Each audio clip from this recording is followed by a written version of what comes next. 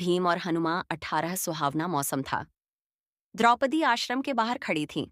इतने में एक सुंदर फूल हवा में उड़ता हुआ उसके पास आ गिरा। द्रौपदी ने उसे उठा लिया और भीमसेन के पास जाकर बोली, क्या तुम जाकर ऐसे ही कुछ और फूल ला सकोगे? यह कहती हुई द्रौपदी हाथ में फूल लिए युधिष्ठिर के पास दौड़ी गई। द्रौपदी की इच्छा पूरी करने के लिए भीमसेन उस फूल की तलाश में निकल पड़ा। चलते चलते वह पहाड़ की घाटी में जा पहुंचा, जहां केले के पेड़ों का एक विशाल बगीचा लगा हुआ था। बगीचे के बीच एक बड़ा भारी बंदर रास्ता रोके लेटा हुआ था। बंदर ने भीम की तरफ देखकर कहा, मैं कुछ अस्वस्थ हूं, इसलिए लेटा हुआ हूं। जरा आंख लगी थी तो तुमने आकर नींद खराब कर दी। मुझे क्यों जगाया तुमने? एक बंदर के इस प्रकार मनुष्य जैसा उपदेश देने पर भीमसेन को बड़ा क्रोध आया और बोला, जानते हो मैं कौन हूं? मैं कुरुवंश का वीर, कुंती का बेटा हूं। मुझे रोको मत। मेरे रास्ते से हट जाओ और मुझे आगे जाने दो। बंदर बोला, देखो भाई, मैं बूढ़ा हूं, कठिनाई से उठ बैठ सकता हूं।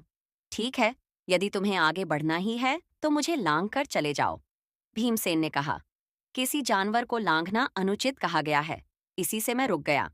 नहीं तो मैं कभी का तुम्हें एक ही छलांग में लांग कर चला गया होता। बंदर ने कहा, भाई, मुझे जरा बताना कि वह हनुमान कौन था जो समुद्र को लांग गया था? भीमसेन जरा कड़क कर बोला, क्या कहा?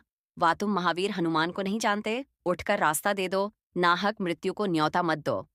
बंदर बड़े करुण स्वर में बोला, हे वीर, शांत हो जाओ, इतना क्रोध न करो।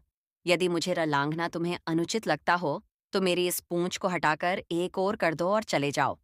भीमसेन ने बंदर की पूंछ एक हाथ से पकड़ आन ली। लेकिन आश्चर्य, भीम ने पूंछ पकड़ तो ली, पर वह उससे जरा भी नहीं हिली। उठने की तो कौन कहे। उसे बड़ा ताज्जुब होने लगा कि यह बात क्या है।